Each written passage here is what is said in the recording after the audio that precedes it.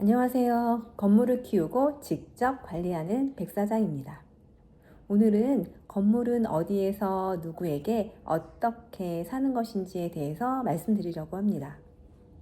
다가구 건물이나 근생 빌딩 하나 있으면 좋겠다 이렇게 건물주를 꿈꾸는 분들이시라면 이 영상 놓치지 마세요. 건물을 사기 위해서는 크게 세 가지 경로로 살 수가 있습니다.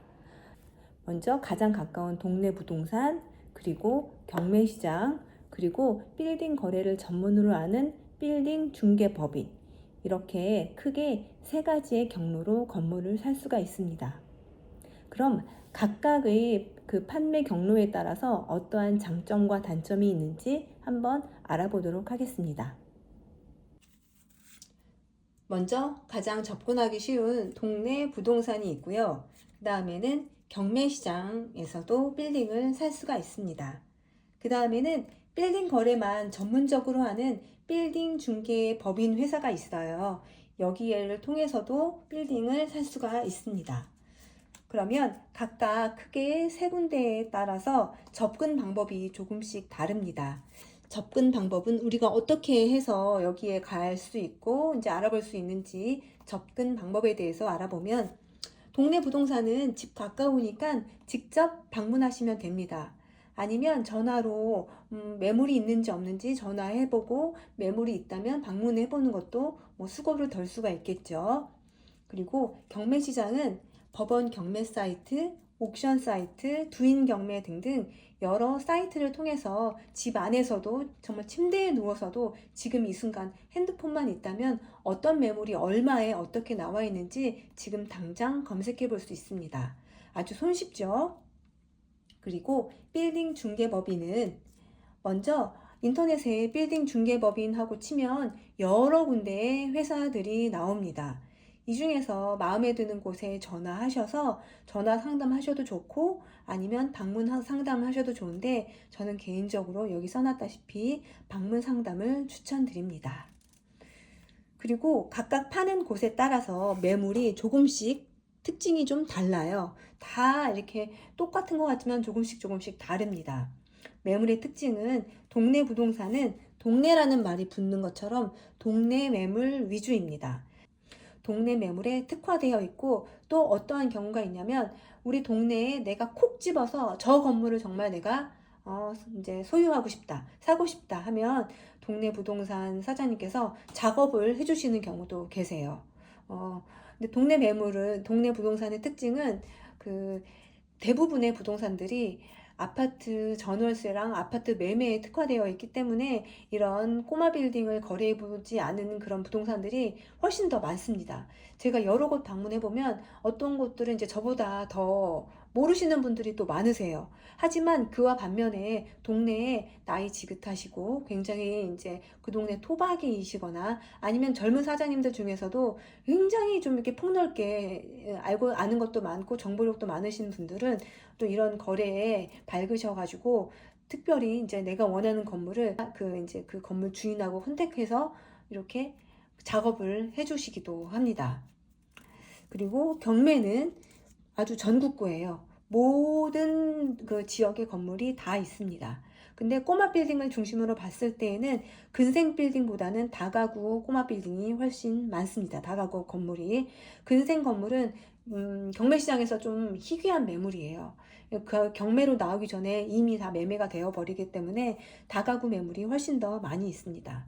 그리고 경매에 나와 있는 건물들의 특징은 여기 써 있다시피 사연 있는 건물들이 많이 있습니다. 대부분 그렇겠죠. 그리고 빌딩 중개법인의 매물의 특징은 폭넓은 지역, 다양한 매물, 내가 원하는 지역, 내가 원하는 그런 스타일, 내가 원하는 금액대의 건물을 다양하게 볼 수가 있습니다. 그러면 각각 파는 곳에 매물의 양을 또 봐야겠죠. 많은 것이 있어야 또 내가 살 확률이 높아지기 때문에 매물의 양은 동네 부동산은 좀 한정적입니다.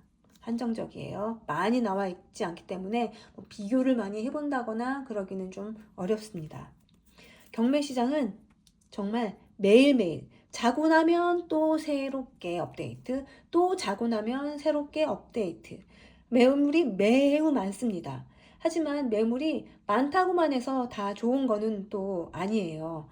왜냐하면 여기서 A급, B급, C급 다르기 때문에 정말 이 중에서 많은 매물 중에서 좋은 매물을 찾아낼 수 있는 그런 안목이 필요합니다. 잘 찾는 것도 실력이죠. 실력이 필요합니다. 그리고 빌딩 중개법인도 매일매일은 아니지만 지속적으로 업데이트가 됩니다. 그리고 A급 매물도 매우 많습니다. 이게 경매시장하고 좀 다른 점이죠. 그 다음에 수수료에 대해서도 한번 알아보도록 할게요. 수수료는 동네 부동산은 원래 이 건물에 대한 법정 수수료는 정해져 있기로는 0.9%입니다. 0.9%.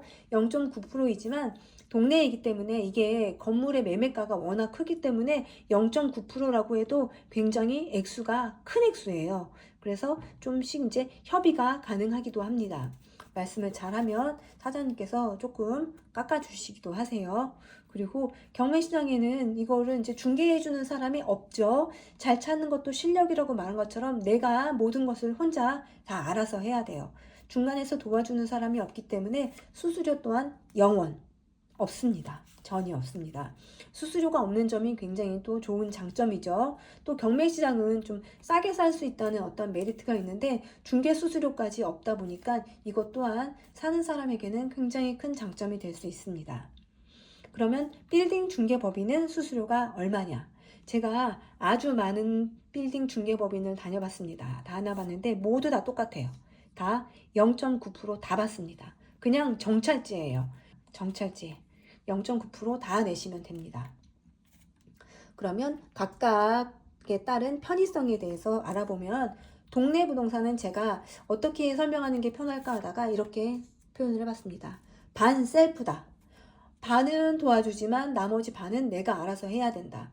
부동산 사장님께서 다리는 놓아주시고 가격도 서로 간에 밀고 당기기를 아주 중간에서 잘 조율해줘서 좋은 가격을 만들어 주시도록 애써 주시지만 나머지 건물을 삼에 있어서 그냥 사는 게 다 끝이 아니에요. 은행에서 대출도 받아야 되고 또 만약에 건물을 사서 나는 공사를 해서 리모델링을 하고 싶다.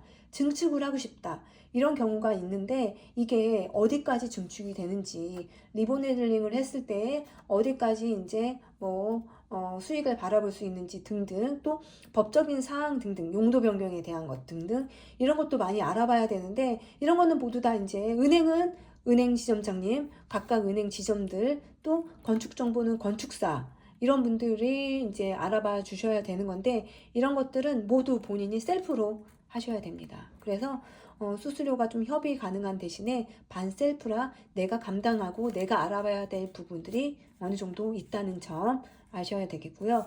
경매는 아까 말씀드렸죠. 영원, 무료입니다. 무료. 도와주는 사람이 전혀 없어요. 그렇다면 말 하나 뻔하겠죠? 모두 셀프입니다.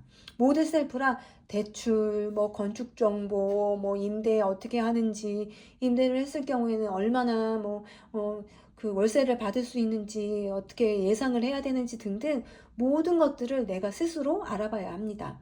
그렇기 때문에 이 부동산에 대한 어떠한 사전 지식이 어느 정도 많이 깔려 있어야 가능한 시장이기도 합니다. 그 다음에 빌딩 중개법인의 특징은 0.9% 수수료 다 낸다고 말씀드렸죠. 그렇기 때문에 가장 편합니다. 많이 내는 만큼 편의가 좀 편리해야 되겠죠. 그래서 빌딩 중개법인의 인프라를 최대한 활용한다라고 제가 적어놨는데 빌딩 중개법인에는 다양한 그 은행들과의 어떤 그런 게 있어요. 그렇기 때문에 이자가 저렴한 은행하고도 잘 연결을 해주시고 또 이제 건축을 하려고 했을 때에는 어떻게까지 용도 변경이 되는지 증축이 되는지 안 되는지 등등 이러한 법적인 사항까지도 모두 다 쉽게 우리가 사는 사람으로 하여금 아주 편리하게 살 수 있게끔 많이 도와줍니다. 자, 그러면 이렇게 세 군데의 동네 부동산, 경매, 빌딩 중개법인 이렇게 세 가지의 시장에 대해서 알아봤어요. 어디가 가장 좋고 어디가 가장 안 좋다라고 말할 수는 없습니다. 각각 본인의 사정에 맞게 또 본인이 원하는 건물에 맞게 자기가 원하는 대로 찾아가시면 됩니다. 만약에 지금 저한테 너 그럼 건물 하나 더 살 거면 어떻게 할래? 라고 물어보시면 저는 이 세 군데를 다 동시에 알아보겠습니다. 정말 좋은 걸 사야 되기 때문입니다. 자, 그러면 다음 이 시간에도 즐거운 건물 이야기 이어가도록 하겠습니다. 감사합니다.